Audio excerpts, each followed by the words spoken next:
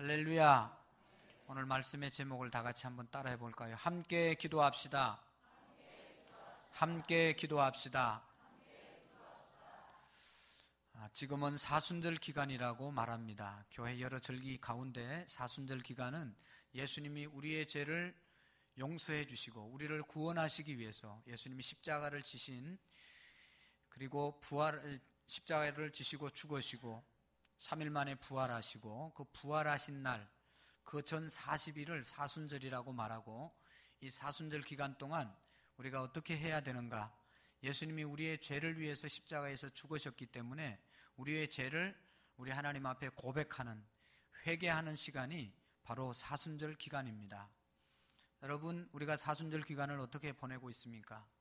우리 하나님께서 우리에게 서로 사랑하라고, 사랑하면서 살아라고 말씀하셨는데 얼마나 사랑하고 살아가십니까? 사랑하라고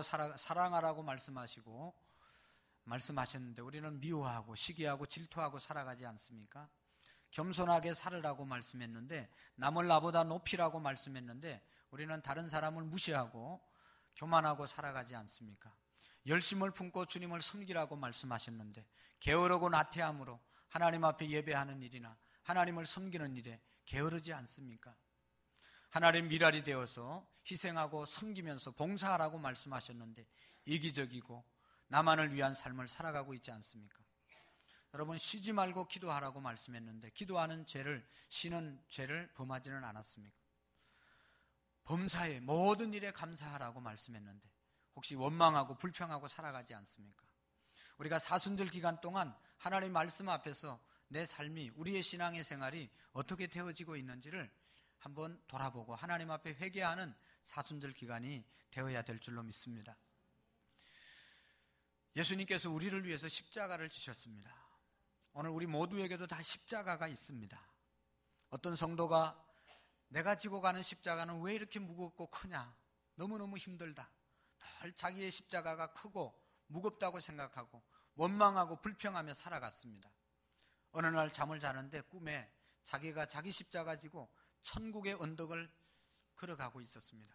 그날도 이 십자가가 얼마나 무거운지, 다른 사람 십자가는 가볍고 예쁘기도 보이는데 내 십자가는 왜 이렇게 커 보이냐, 왜 이렇게 무겁냐, 원망하고 불평하면서 십자가를 지고 올라가는데 하나님께서 네 십자가가 무겁냐? 네, 너무너무 무겁습니다. 그러면 다른 걸로 바꿔줄까? 네, 바꿔주십시오. 그래서 데리고 십자가가 많은 곳으로 갔습니다. 가보니까 여러 종류의 크고 작은 십자가가 놓여져 있었습니다. 네가 마음대로 골라서 네가 가볍게 생긴 건 네가 원하는 것 지고 가라고 하나님께서 선택의 기회를 주었습니다. 그럴 때 이 사람이 작고 아름다운 쇠로 된, 또 그것이 이렇게 장식되어 있는 아주 아름다운 작은 십자가를 하나 선택을 해서 그것을 지려고 들어보았습니다. 이게 조그만 쇠로 되어 있는데 들리지가 않습니다. 얼마나 무거운지. 그래서 들리지 않아서 가만히 보니까 이게 아픔이라고 하는 무쇠로 만들어져 있고 고통이라고 하는 강철로 그냥 너무너무 강하게 만들어져 있었습니다. 도저히 자기가 들고 지고 갈 수가 없는 십자가였습니다. 그래서 포기하고 그 옆에 있는 장미꽃으로 만든 십자가를 이제 다시 선택을 해서 지었습니다. 장미꽃으로 만든 십자가를 지니까 이 장미꽃이 자기를 찔러가지고 더 이상 어떻게 아파가지고 십자가를 지고 갈 수가 없었습니다. 내려놓고 자세히 보니까 이 장미꽃에는 상처에 눈물로 가득 차 있는 그런 장미꽃을 발견하게 되었습니다. 이 사람이 그 모든 십자가를 선택해 봤지만 자기한테 맞지 않았어요. 그래서 내려놓고 처음 자기의 십자가를 지고 다시 올라가면서 역시 내 십자가가 내게 제일 잘 맞구나 찬송하며 감사하면서 올라갔다는 이야기가 있습니다. 여러분, 잘 사는 사람, 잘 나가는 사람에게는 십자가가 없는 것 같지만 들여다보면 그 사람 마음속에도 십자가가 있습니다. 좀 어렵게 보여도 어렵게 보이는 사람 마음에도 십자가가 있고, 여러분 목회하는 목사에게도 십자가가 있고 또 섬기는 여러분들에게도 다 십자가가 있는 줄로 압니다. 여러분, 예수님께서 십자가를 지신 그러한 기간, 우리가 이 사순절 기간 예수님이 지신 십자가 묵상하고 오늘 내게 맡겨주신 십자가 생각하면서 이 십자가를 어떻게 잘 짊어지고 갈 것인가를 함께 생각하는 그런 시간이 되기를 원합니다.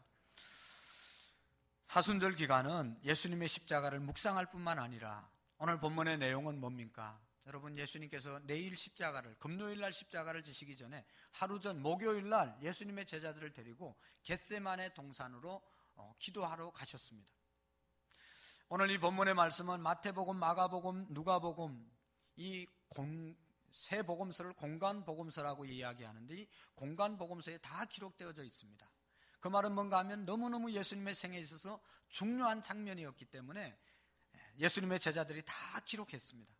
한 글씨도 놓치면 안 된다고 생각했기 때문에 다 예수님이 겟세마네 동산에 가서 기도하셨던 그 장면을 다 기록한 것입니다. 오늘 본문의 말씀을 보면 예수님께서 제자들 데리고 겟세마네 동산에 올라가서 9 제자들은 동산 밑에 두고 여기에서 깨어 있어라 말씀하시고, 베드로, 야고보, 요한을 데리고 좀 더 나가서 좀 더 높은 곳으로 올라가서 그 세 제자에게도 부탁합니다. 너희들이 여기에서 깨어서, 내 마음이 너무너무 아프니까, 말은 안 했지만 내일 십자가를 지는 예수님의 마음이 얼마나 아팠겠어요. 내 마음이 민망하고 아프니까 나를 위해서 여기에서 너희들 잠자지 말고 나를 위해서 기도해 달라고 부탁했습니다. 그리고 예수님은 세 제자보다 더 떨어져서 나가서 오늘 성경에 보면 땅에 엎드려서 하나님 앞에 기도했습니다. 아버지여, 이 잔을, 십자가 지는 것, 이 잔을, 십자가의 잔을 내게서 멀리 해 주십시오. 하나님은 하실 수 있지 않습니까? 그렇지만 하나님 아버지, 이것이 내가 져야 될 하나님의 뜻이거든 내가 이것을 질 수 있게 해 주십시오. 그 기도를 드리는데 이마에서 땀방울이 떨어졌는데 그 땀방울이 핏방울처럼 되었다고 말씀하고 있습니다. 여러분, 이러한 간절한 기도를 예수님께서 드렸습니다. 예수님께서 십자가를 앞두고 이런 기도를 드렸습니다. 오늘 저와 여러분들이 이 사순절 기간을 보내면서 무엇을 해야 되겠습니까? 오늘 우리나라를 바라보면서, 우리 한국 교회를 바라보면서, 오늘 우리의 가정을 바라보면서, 내 자신의 영적인 상태를 바라보면서, 오늘 우리 교회를 바라보면서 우리가 해야 할 일이 있다면 바로 이 사순절 기간에 주님이 깨워서 기도하신 것처럼 저와 여러분들이 함께 기도해야 될 때라고 믿습니다. 오늘 본문 말씀은 그렇게 기록되어 있지 않지만 누가복음 22장 19절에 보면 이렇게 말씀하고 있습니다. 한번 누가복음 22장 45절을 한번 보실까요? 시작. 기도 후에 일어나 제자들에게 가서 슬픔으로 인하여 잠든 것을 보시고. 아멘. 오늘 제가 새벽에 올라오면서 새벽 기도하면서 하나님, 오늘 말씀을 전가하는데 너무 흥분이 되고, 이게 막 그냥 가슴에서 이 기도하는 모습, 기도의 상태를, 우리 교인들의 기도의 상태를 볼 때 너무 그냥 마음이 그냥 무너지는 것 같고, 이게 흥분이 돼가지고 말씀을 제대로 못 전할 것 같더라고요. 그래서 2부 예배 때는 소리만 빽빽 지르다가 내가 그 이야기를 했습니다. 이게 또 이렇게 흥분이 되면 안 되는데요. 그래서 여러분들이, 그래서 이 지금 기도하는 게 제일 중요하니까 하나님, 내가 어떻게 전하더라도 듣는 우리 모든 성도들이 예수님이 사순절 기간에 기도한 것처럼 우리도 기도할 수 있어야 되겠다, 그 마음을 결단할 수 있게 해달라고 기도했습니다. 새벽 내 기도했습니다. 여러분들 그 마음을, 그 메시지를 받아가시기를 바랍니다. 여러분, 이 22장 45절의 내용은 뭔가 하면 예수님께서 기도하다가 제자들에게 가니까 또 자고 있었잖아요. 흔들어서 깨웠습니다. 너희들이 어찌해서 자느냐, 좀 기도하면 좋겠다.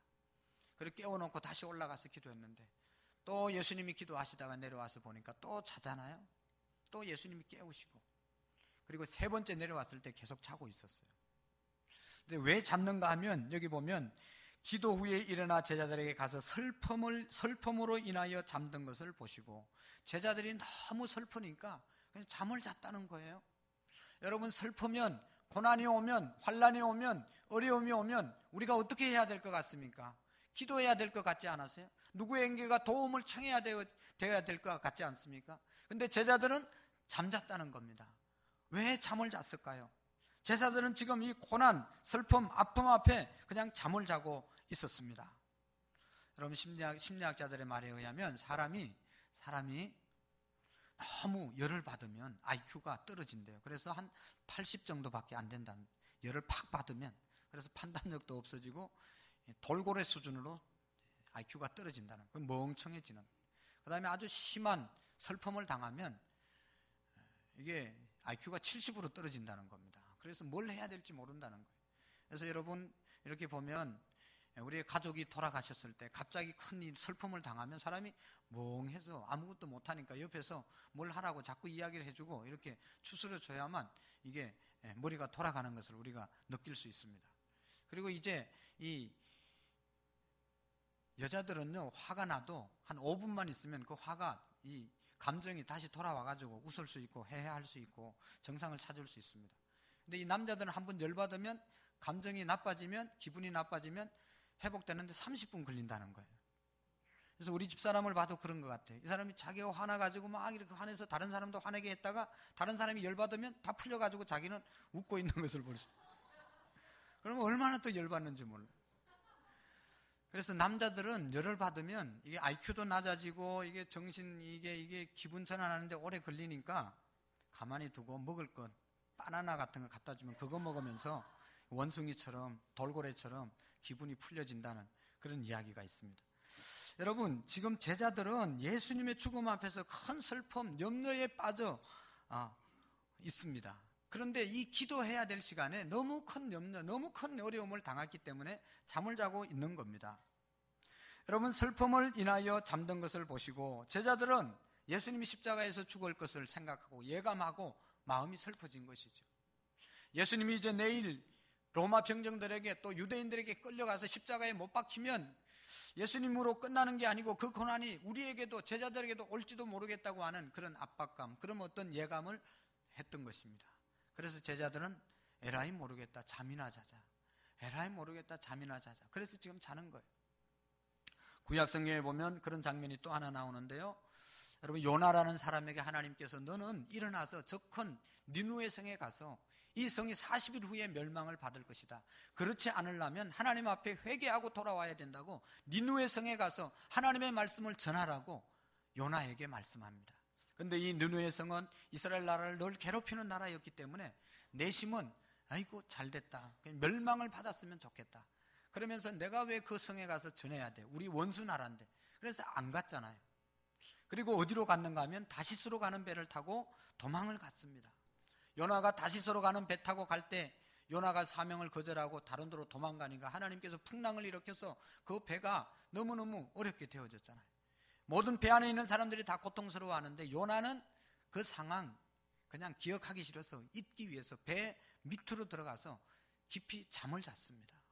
선장이 와서 깨우면서 자는 자여 어찌하면요, 자는 자여 어찌하면 지금 배가 이렇게 풍랑이 일어나서 지금 모두가 다 어려움을 당하고 지금 긴장하고 있는데 당신만 어떻게 이렇게 잠을 자고 있느냐, 흔들어서 깨웠다고 말하고 있습니다.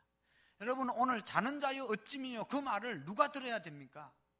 오늘 어떻게 보면 우리 한국 교회가, 또 한국의 상황이, 우리 교회가, 우리의 가정이, 우리의 자녀들의 앞길을 바라보면서 우리가 지금 포기하고 잠잘 때가 아니라는 것입니다. 잠자는 자가 있으면 주님께서 흔들어서 잠자는 자여 네가 어찌미냐, 지금 어느 때인데 네가 지금 잠을 자고 있는가를 하나님께서 물으시는 것입니다.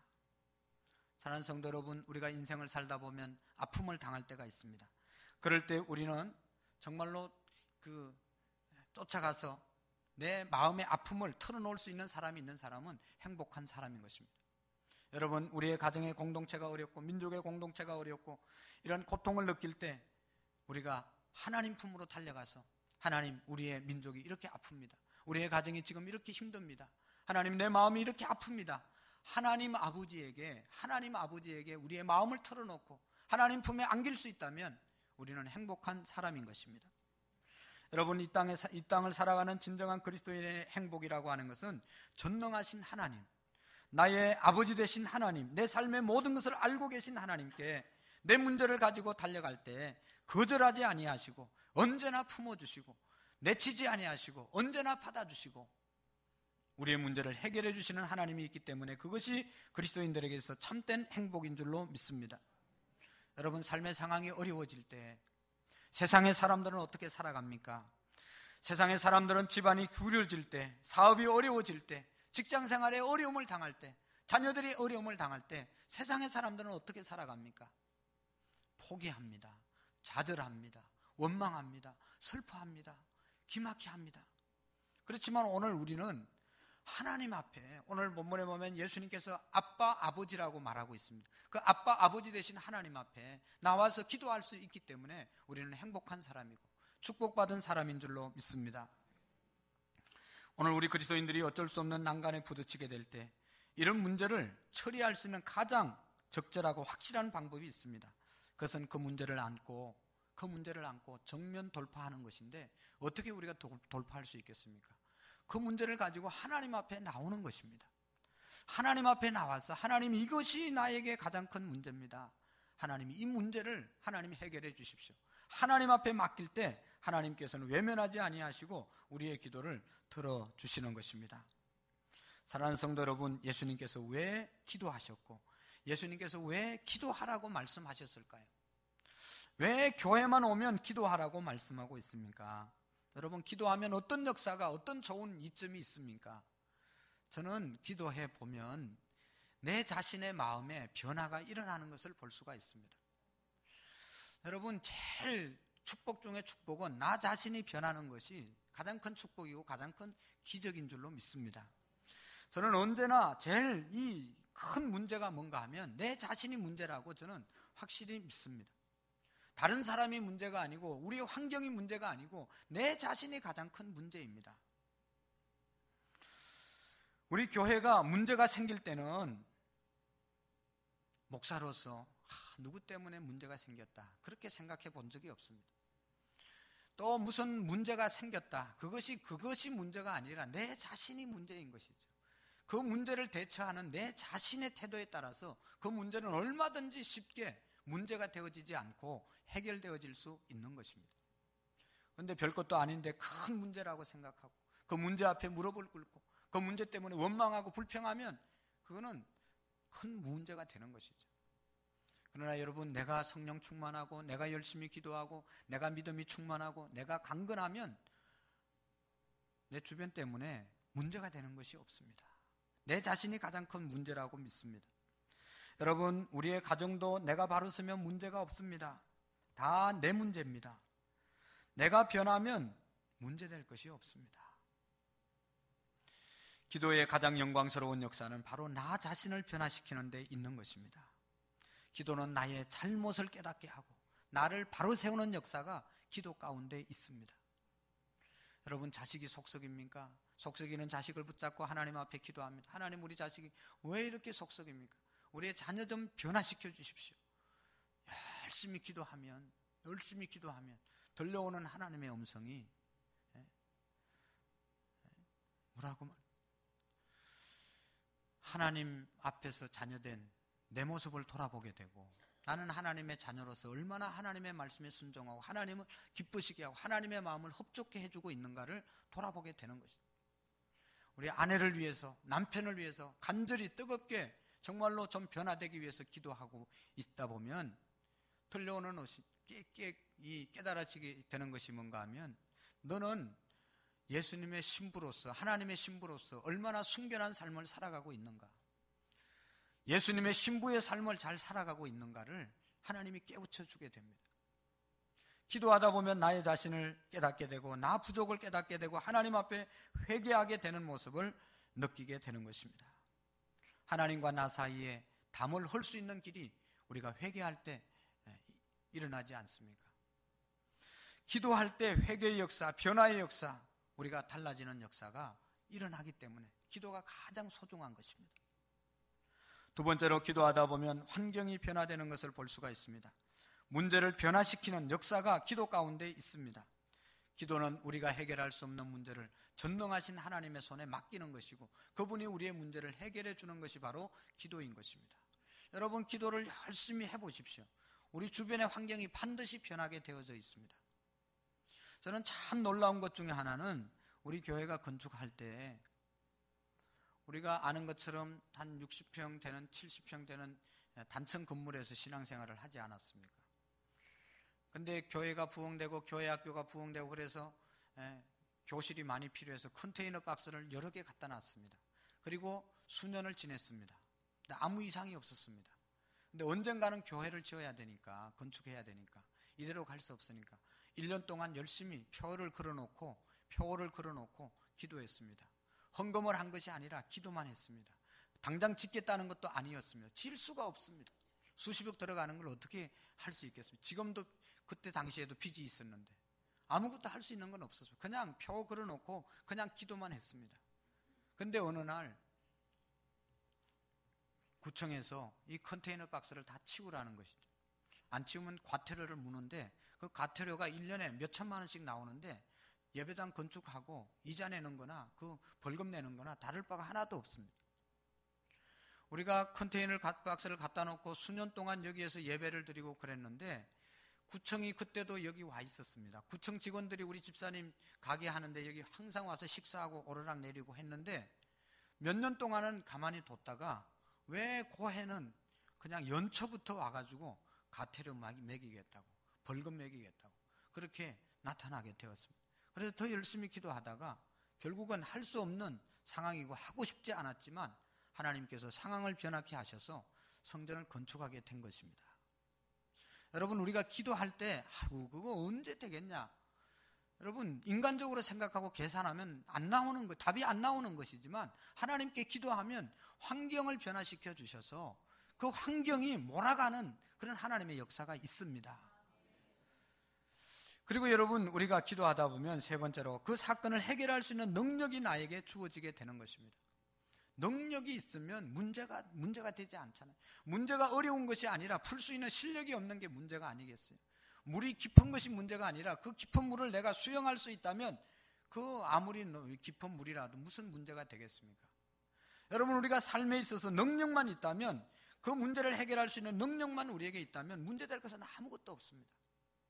오늘 우리가 하나님 앞에 기도할 때 능력 없는 사람들을 하나님께서 능력으로 채워주실 줄로 믿습니다. 그러니까 기도하는 것 아니겠어요?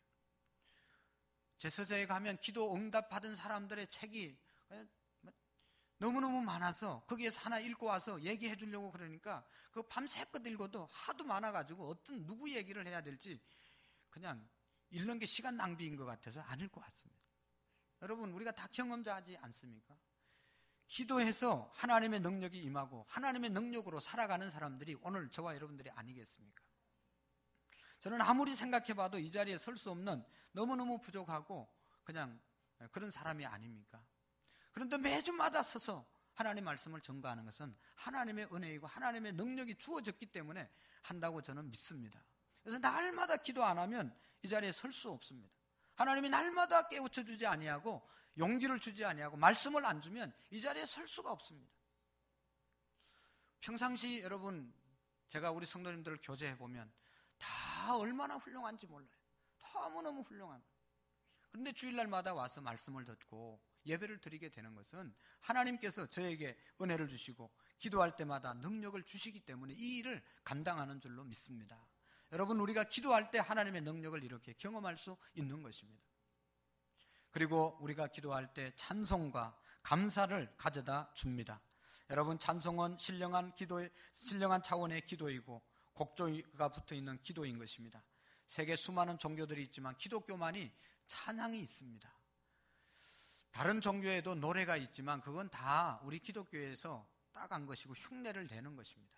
무슨 다른 있잖아요. 원불교 같은 다 참불가 만들어서 다 기독교에서 가져간 겁니다. 여러분 뿌리를 깊이 연구해 보십시오. 왜 우리 기독교에 찬양이 있는가?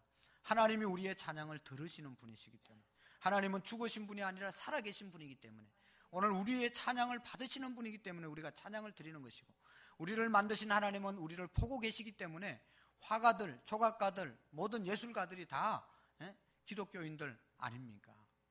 하나님이 보시기 때문에 하나님 아름답게 보시라고 그렇게 아름다운 것을 그리고 만드는 것이죠. 여러분 우리가 기도할 때 하나님 앞에 찬양을 드릴 수 있는 것입니다. 초대교회를 고발하는 항소문에 보면 예수 믿는 사람들을 당시에 예수 믿는 사람들을 이렇게 말하고 있습니다. 저들은 정한 날 정한 시간에 모여서 아침부터 저녁까지 기도하고 찬양한 것으로 그 시간을 마쳤다. 초대교회 교인들은 날마다 기도하고 날마다 찬양하면서 시간을 보냈다고 말하고 있습니다. 사랑하는 성도 여러분, 지금은 누가 뭐라고 해도 우리 민족을 위해서 오늘 우리 그리스도인들이 깨어서 기도해야 할 때인 것입니다. 여러분, 무엇보다도 우리의 자신을 위해서 기도할 수 있는 사순절 기간 20일 특별 새벽 기도회가 되기를 원합니다. 왜냐하면 이 땅에 그리스도인들이, 저와 여러분들이 바로 서야 이 민족이 바로 서고, 저와 여러분들이 깨어 있어야 이 민족이 깨어날 수 있고, 저와 여러분들, 우리 그리스도인들이 행복해야 이 사회가 행복해질 수 있고, 오늘 그리스도인들이 건강해야 이 사회가 건강해질 줄로 믿습니다. 예수님께서 겟세마네 동산에서 기도했던 이유가 다른 데 있는 것이 아니라 예수님 십자가 져야 하기 때문에, 그 십자가는 다른 십자가, 자기의 십자가 져야 되기 때문에 예수님이 그 겟세마네 동산에서 기도했던 것입니다. 예수님이 기도했던 것은 로마 군인들과 싸워서 이기기 위해서, 제사장들과 다투어서 이기기 위해서, 바리새인들과 싸워서 이기기 위해서가 아니라 자기에게 맡겨진 십자가 바로 지기 위해서 예수님이 기도하신 것입니다. 신앙생활을 승리하기 위해서 마지막 가장 큰 적은 바로 나 자신입니다.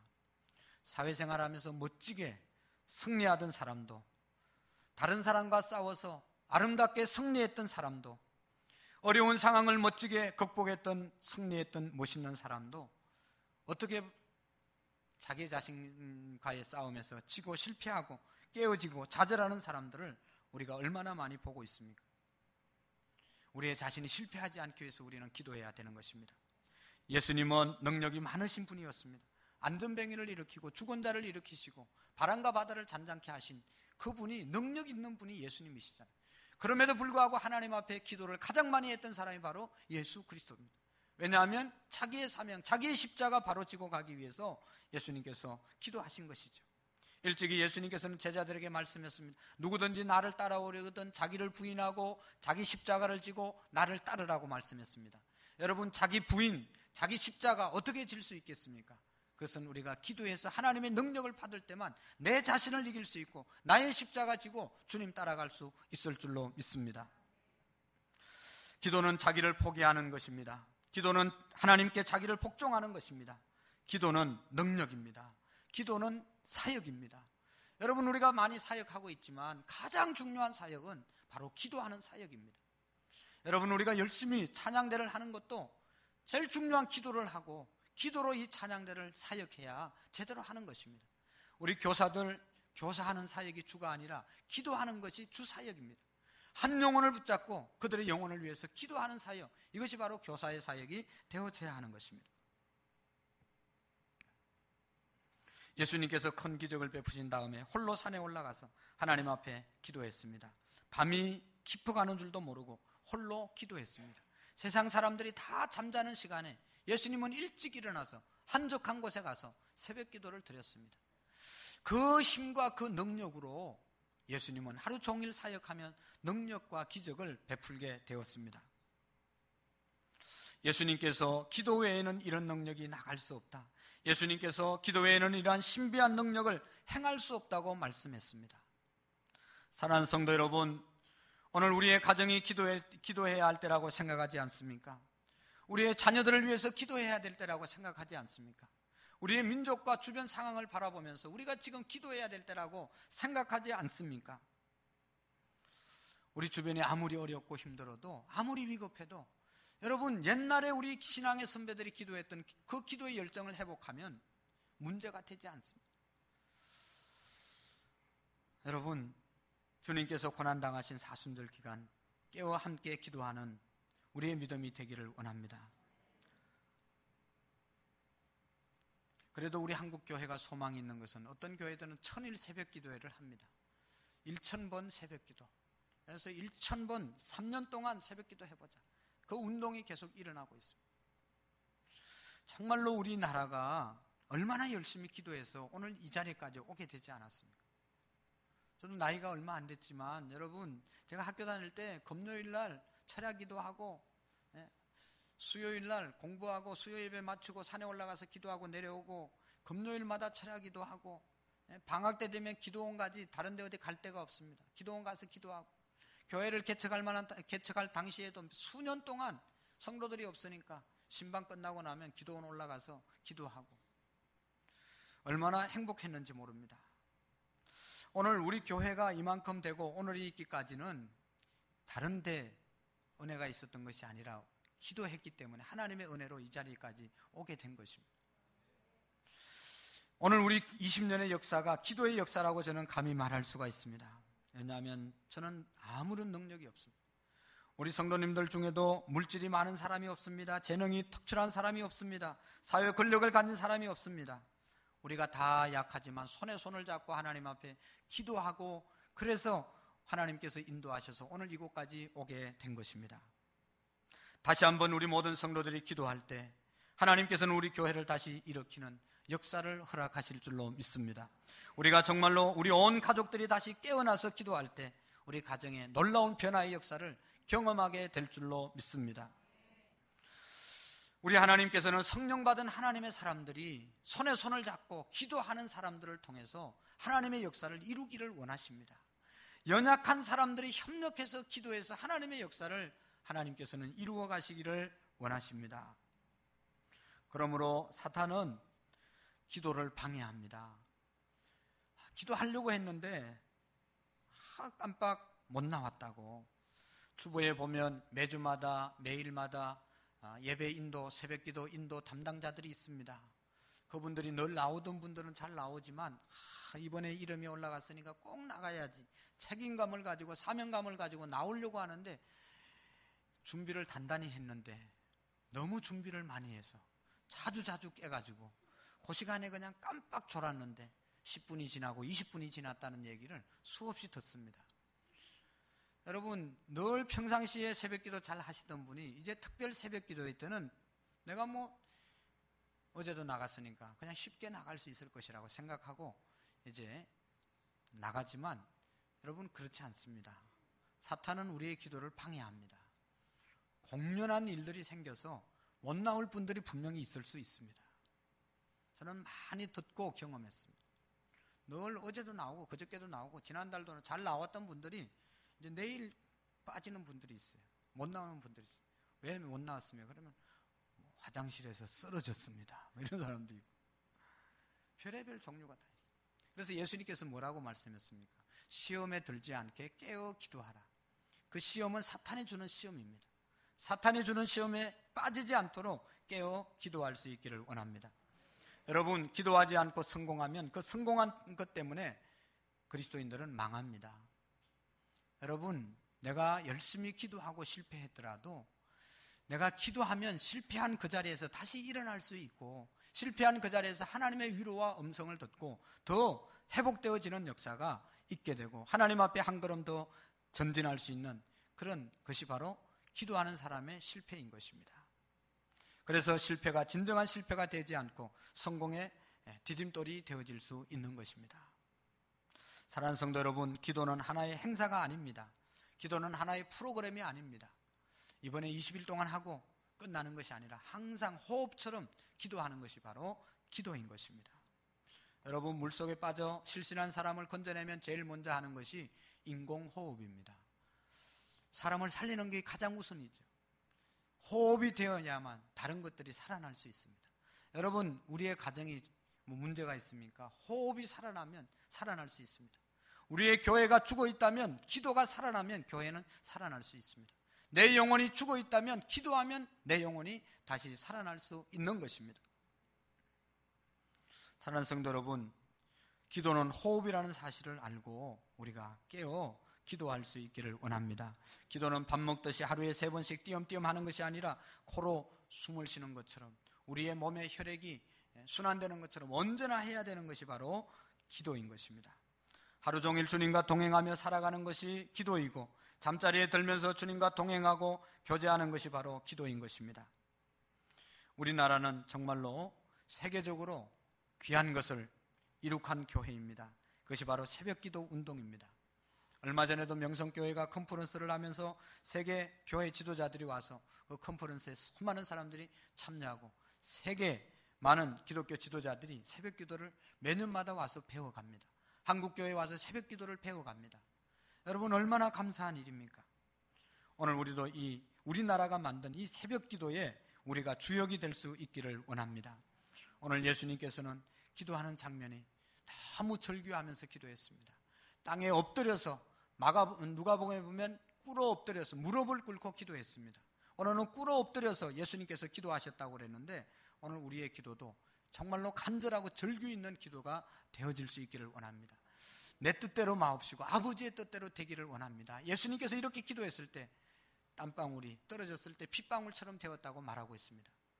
의사들의 말에 의하면 정신적으로 심한 고통을 당한 사람이 흘린 땀은 피와 같이 되어진다고 말하고 있습니다. 여러분, 우리가 지금은 기도해야 할 때인 것입니다.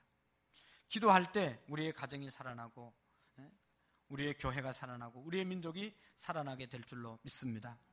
여러분, 우리 한국이 위기를 맞이했다고 말하고 있지 않습니까? 여러 가지 정치적인 상황, 경제적인 상황, 교육적인 상황, 여러 가지 부분에 있어서 위기가 있지만 가장 큰 위기는 저는 오늘 우리가 기도하지 않는 것이 가장 큰 위기라고 생각합니다. 우리 한국 교회는 젊은이들이 다 지금 떠나고 있습니다. 한국 교회를 얘기할 게 없어요. 우리 교회 현실을 바라봐도 여러분, 우리의 자녀들 중에 진정으로 신앙생활을 제대로 하는 사람이 몇 명이나 있는가 돌아보셔야 됩니다. 내 자녀가 정말로 자원하는 마음으로 주일날 되면 사모하고 기다리는 마음으로 성경 찬송을 준비해서 헌금을 준비해서 하나님의 말씀을 배우고 하나님 앞에 예배 드리러 가려고 주일날 아침에 일어나서 예배를 준비하면서 나오는 학생들이 몇 명이나 있습니까? 몇 명이나 있습니까? 이거보다 더 큰 위기와 문제가 어디 있겠어요? 여러분, 이것을 우리가 해결할 수가 없잖아요. 자식들이 말을 안 듣잖아요. 어떻게 저들을 깨워서 하나님 앞에 세울 수 있겠습니까? 커면 뭐 다 알아서 한다고.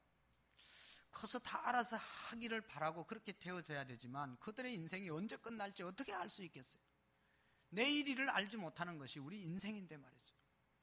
그저께도 저 지방에서 학생들, 친구들 폭력 때문에 자살한 학생이 생기지 않았습니까? 이것이 먼 지역에 있는 것이 아니라 오늘 내 자식이 얼마든지 당할 수 있는 그런 문제이고, 이제 앞으로 동성애 문제, 이게 아주 너무너무 심각하잖아요. 우리의 자녀들이 남자애가 여자를 데려와서 결혼하자고 그래야 되는데 남자를 데려와서 아빠, 엄마, 나 얘하고 결혼할 거예요. 그럴 시대가 우리 자녀들 시대입니다. 나와서 안 되지만 그런 자녀들이 우리나라에 많이 우리 주변에 일어날 것입니다. 얼마나 세상적인 가치관으로 자녀들이 살아가는지 모릅니다. 오늘 우리가 이 문제를 보고 할 수 있는 것이 하나님 앞에 나와 무릎을 꿇고 기도하는 길밖에 없는 줄로 믿습니다. 제가 아는 어떤 권사님, 안수 집사님 부부는 자녀들에게 한 번도 공부하라 소리 안 했습니다. 한 번도 뭐 어떻게 하라고 뭘 지시한 적이 없습니다. 요구한 적이 없습니다. 달마다 엄마가 기도했습니다. 달마다 기도하는 것이 어머니의 사명이었어요. 교회에서도 기도하고 철야 기도하고 새벽 기도하고 자녀들이 얼마나 반듯하게 다 자기 역할을 하고 살아가는지 모릅니다. 공부도 학원도 한 번도 못 보냈습니다. 학교 공부한 것이 기적 중에 기적입니다. 다 자기들이 장학금 알바해서 벌어서 공부했습니다. 어머니 아버지가 능력이 물질적으로 도와줄 능력이 하나도 없습니다. 그래도 좋은 대학 다 나왔습니다. 유학까지 다 했습니다. 오늘 우리 자녀들을 위해서 열심히 투자하고 열심히 헌신하고 뒷바라지 해야 됩니다. 그러나 가장 중요한 것, 여러분, 기도라는 것 잊지 않기를 바랍니다. 20일 동안 우리가 자녀들을 위해서 기도하고 교회를 위해서 기도하고 민족을 위해서 기도하고 우리의 가정을 위해서 기도하는 20일이 될 수 있기를 원합니다. 여러분, 우리가 찬송가 369장 한번 보시면서 찬양하면서, 여러분 일주일에 한두 번 교회 오시는데 하나님 앞에 와서 우리의 무거운 짐을 좀 내려놓고 하나님 앞에 기도하다 위로받고 돌아갔으면 좋겠습니다. 형식적으로 나와 그냥 앉아있다 가는 것이 아니라, 하나님, 이것이 내 가정의 문제입니다. 내 사업의 문제입니다. 하나님, 이 어려운 문제를 해결해 주시옵소서. 하나님 앞에 겸손하게 진실하게 하나님 앞에 찬송하시고 한번 소리내서 기도하시고, 또 이제 20일 새벽기도, 하나님, 내가 우리의 가정은 별 문제가 없지만 다른 사람을 위해서 한번 기도하겠습니다. 우리 하나님 앞에 한번 기도하는 시간 되기를 원합니다. 369장 죄짐 맡은 우리 구주 어찌 좋은 친구인지, 걱정 근심 무거운 짐 우리 주께 맡기세. 한번 찬송하시고 기도합니다.